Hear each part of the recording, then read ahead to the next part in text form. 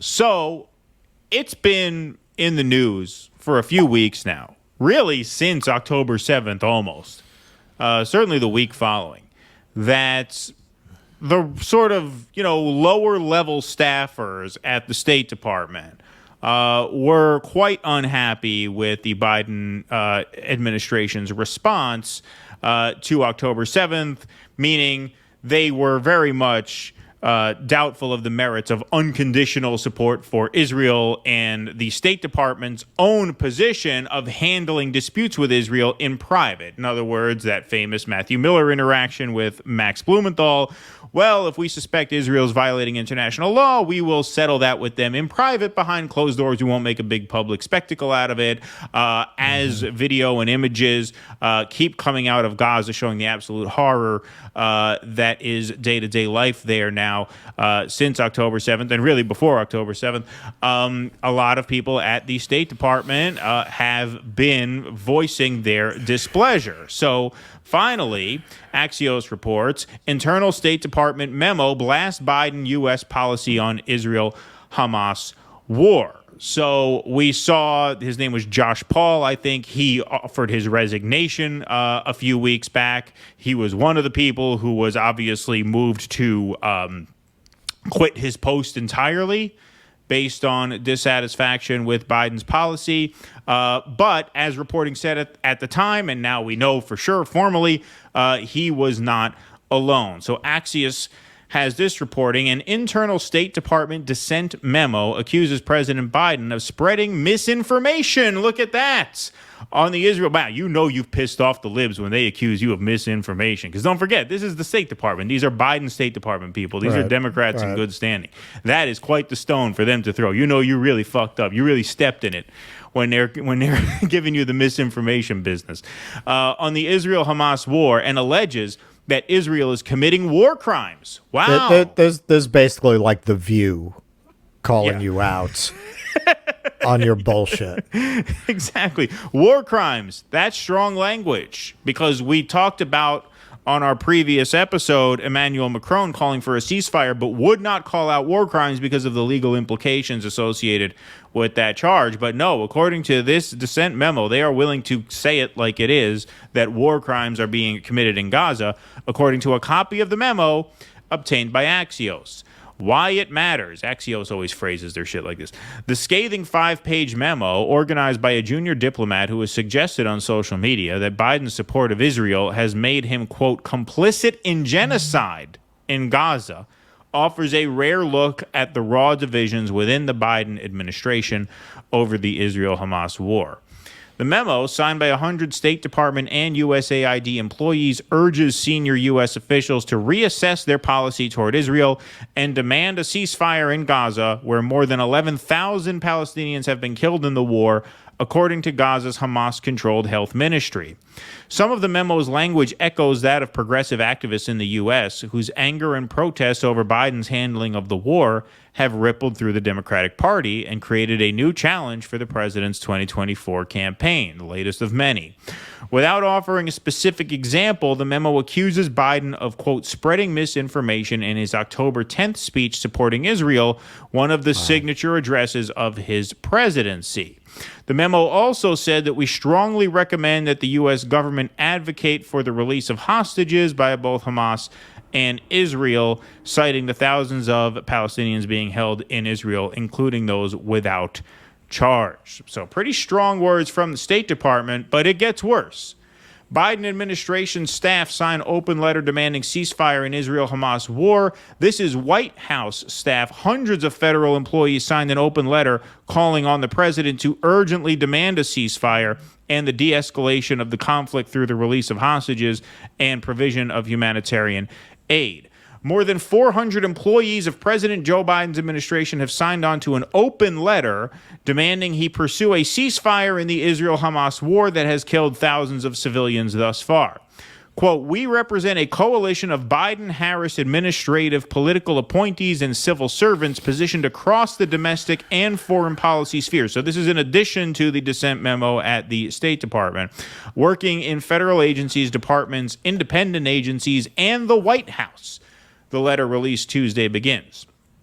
Quote, we call on President Biden to urgently demand a ceasefire and to call for de-escalation of the current conflict by securing the immediate release of the Israeli hostages and arbitrarily detained Palestinians, the restoration of water, fuel, electricity, and other basic services, and the passage of adequate humanitarian aid to the Gaza Strip, it continued.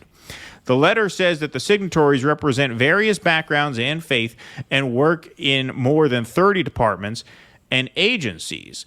Two administration staff members who led outreach efforts for the letter told NBC News that since the letter was first circulated about 2 weeks ago, it has gained the signatures of senior and low-level administrative employees working across the federal government and in multiple countries.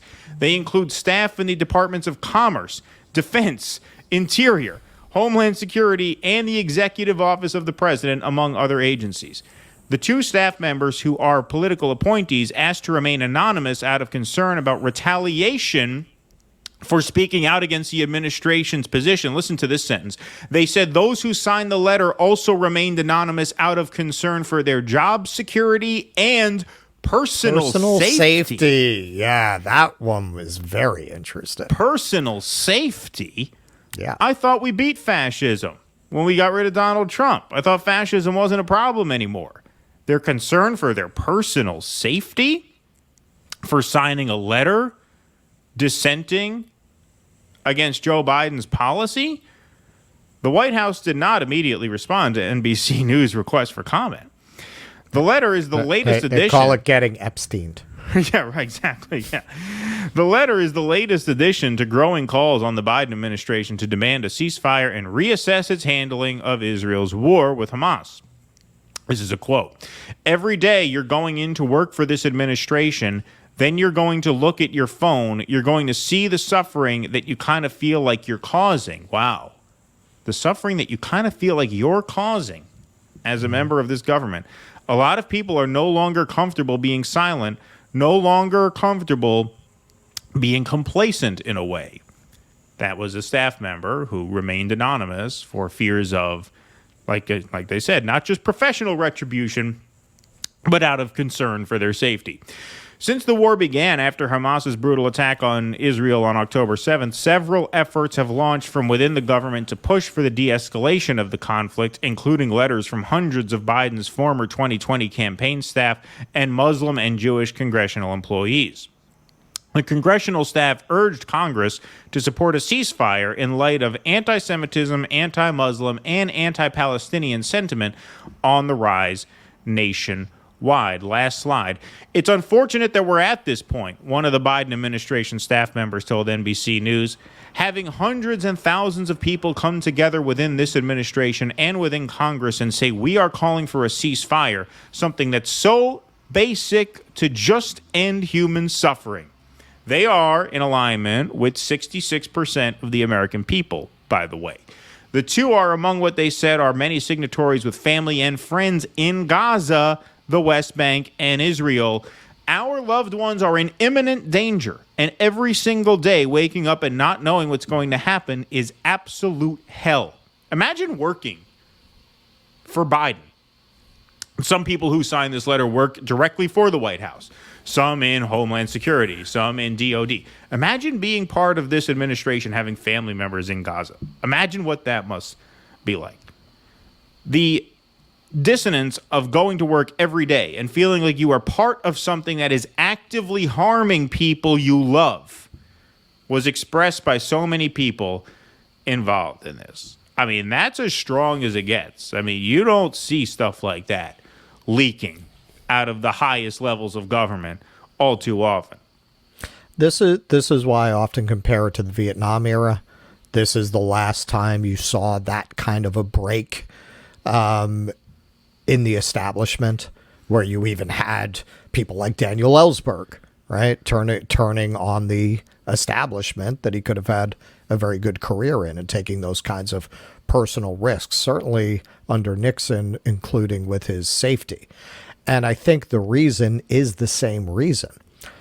A part of Vietnam, it's sometimes discussed, but it's usually not focused on, is that it was the first time people really saw war on television.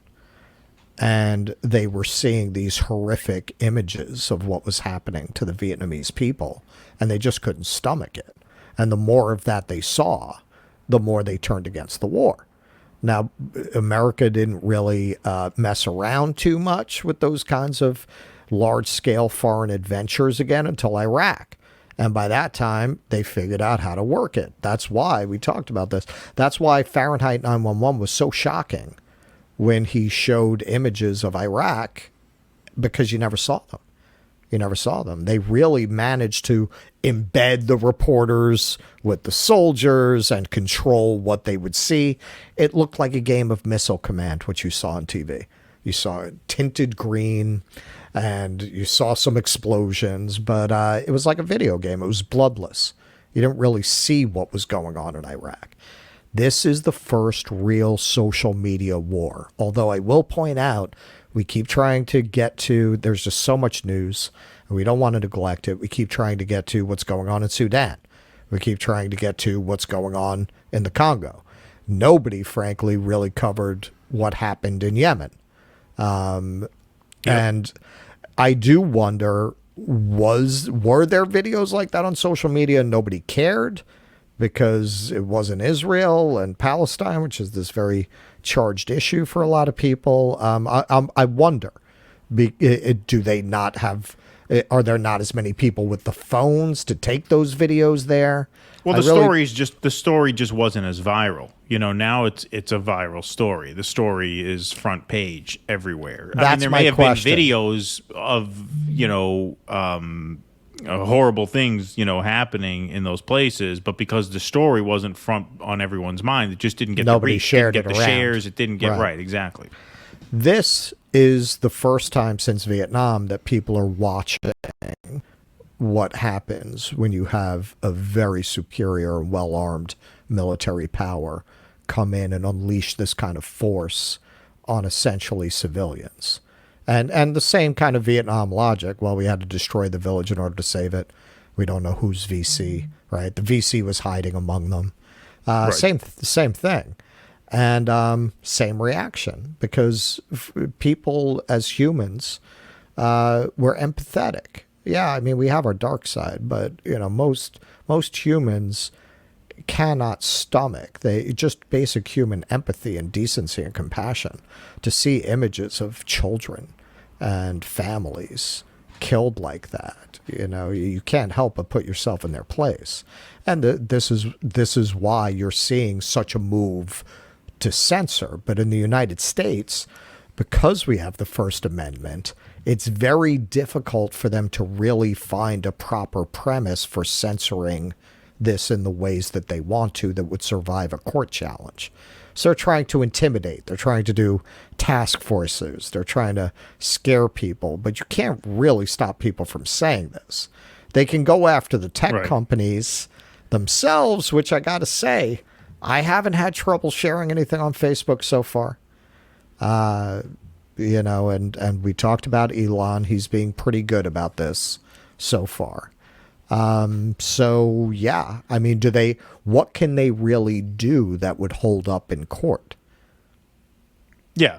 I mean, I think hopefully that holds up, right? I mean, I think and this goes back to what we were talking about with Hochul earlier. I think a lot of sort of proclamations of intent to censor are really just designed to score political points, Right. To make it sound like we're doing all we can. Right. But the other level to this, obviously, as is mentioned in the article, is you got people, man, if you have friends or family in these places now, I mean, how do you do it? Right. How do you do it? Like, it seems impossible to go along with this if you are that personally invested in it. But we will see how that plays out. Obviously, the State Department memo was something that we kind of sensed was coming down the pike for a while, because we've heard rumblings of that for a few weeks. But this larger open letter was something that just kind of came out of nowhere. And wow, I mean, that's something you don't see all too often. Please clap.